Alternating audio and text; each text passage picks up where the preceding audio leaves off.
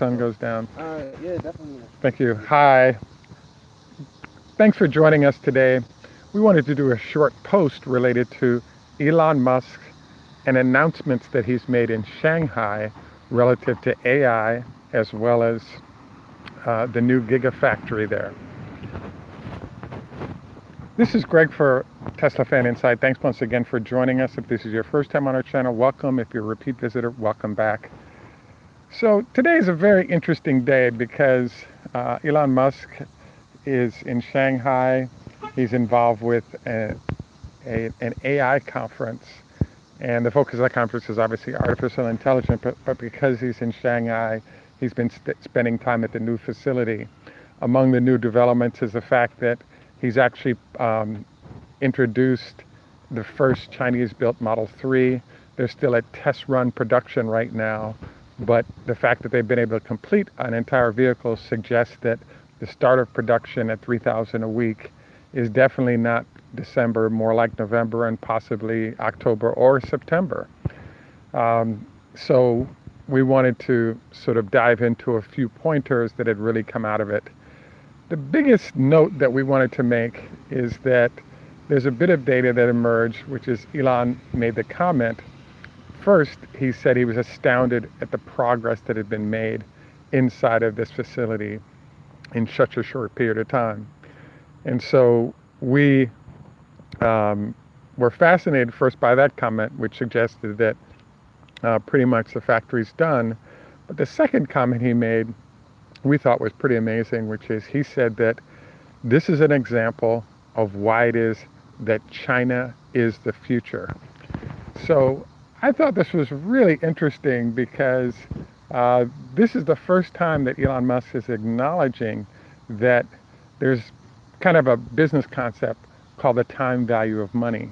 So, for example, in Germany or the United States, if you attempt to build the exact size factory on 214 acres that Elon has built, and then you add on the fact that they have probably another 50 to 100 acre sort of feeder facility to this plant. A facility like that anywhere else in the world is a design and approval for a year, build over another year, possibly two situation.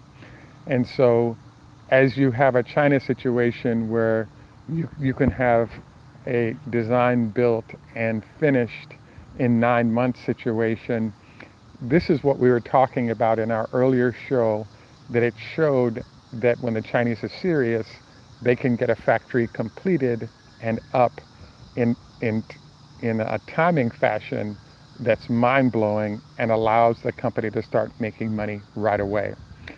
So that's the first of the points that we wanted to make. The second point is there's been a huge discussion of the fact that, yes, the next gigafactory would be someplace in Europe, probably Germany, and that logic is sound for a number of reasons. You're within the EU, there are all these other benefits that come with it.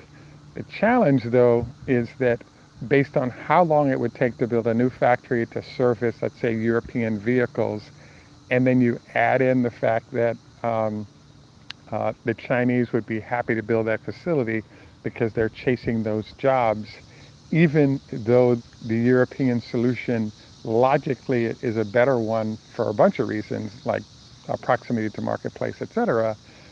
We believe there's a high likelihood that we get more gigafactories in China in record time, because this allows Tesla to more rapidly exploit its marketing opportunity that's going to start closing as other manufacturers get battery production going and therefore can put those batteries into the vehicles they're building. And so right now, we really support the fact that Tesla is not choosing to make money and reinvesting heavy cash into broadening their product line as fast as possible. And that rapid expansion of product line allows them to get market penetration before competing entities can sort of swamp the space with new solutions. So part of our process for our show has been sort of let's reinterpret what Elon is saying into the real answer to what his statement is, rather than what his actual statement was. And in this case, what we're saying is that when Elon is talking about this is why China is the future, is really highlighting the fact that there are a whole bunch of actions that allowed this facility to occur, including the money that Tesla didn't have to put the plant up that came from the Chinese government. It includes the speed with which all the actors within the Chinese establishment allows new things to occur. And as a result, we now have a new factory that Tesla is about to open. And it so happens that, there's an open question, but there was a mention of Tesla having to raise prices relative to new tariffs.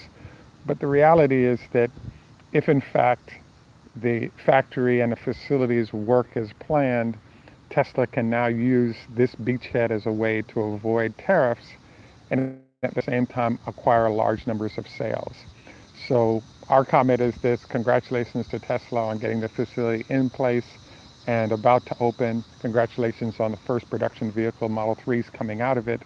And I would not be shocked if this facility starts running rapidly over the next 2 months if a new facility of the same type doesn't start being built in anticipation of possibly the Model Y, but a larger number of Model 3. And so the question you ask, and I ask the same thing, is why would there be more demand from the Model 3 than we're currently seeing? Well, the answer is that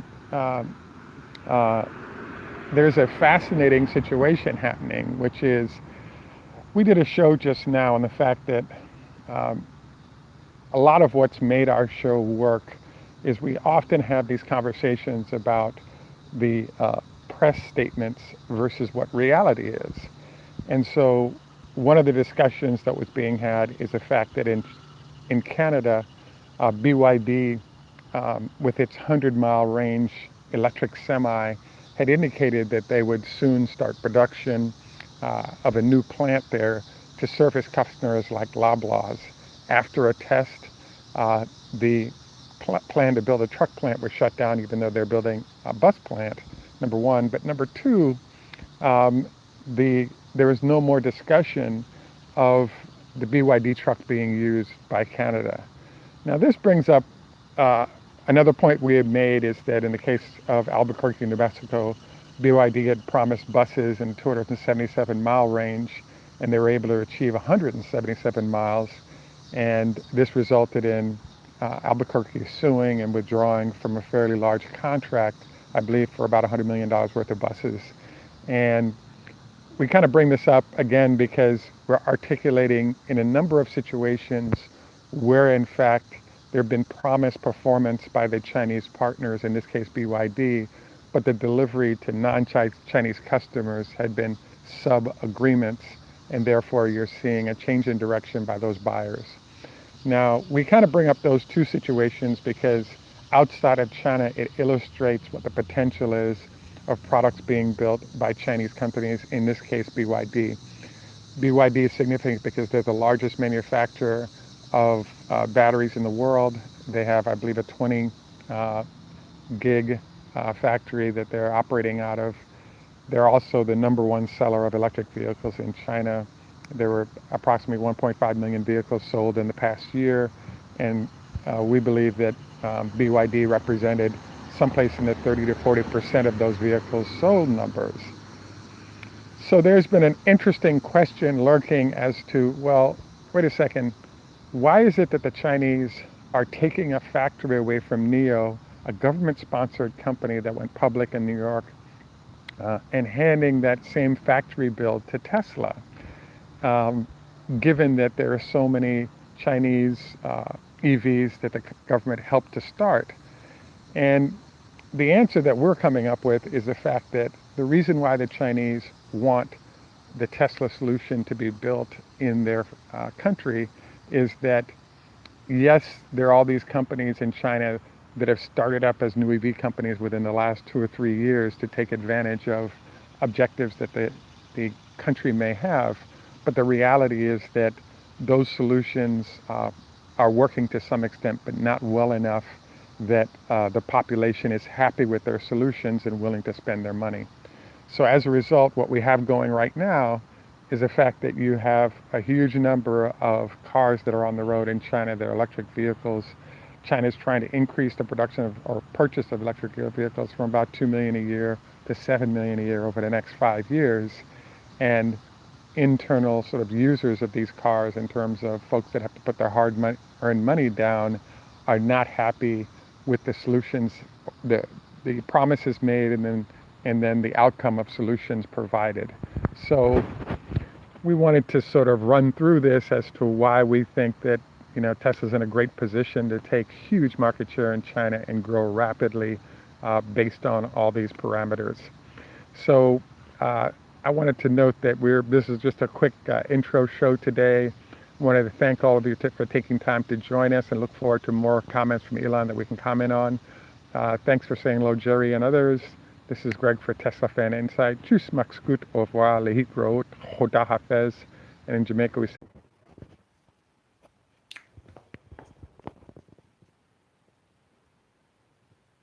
thank you very much, guys. Um, wow. We had some battery issues here. I apologize. We just wanted to quickly finish up and just point out that Elon is in China, and there have been some really good developments, and we look forward to more info from what's occurred there in the very near term. Thanks for joining us. Tschüss, macht's gut, au revoir, lehitraot, choda hafez. Have a great day, and bye for now.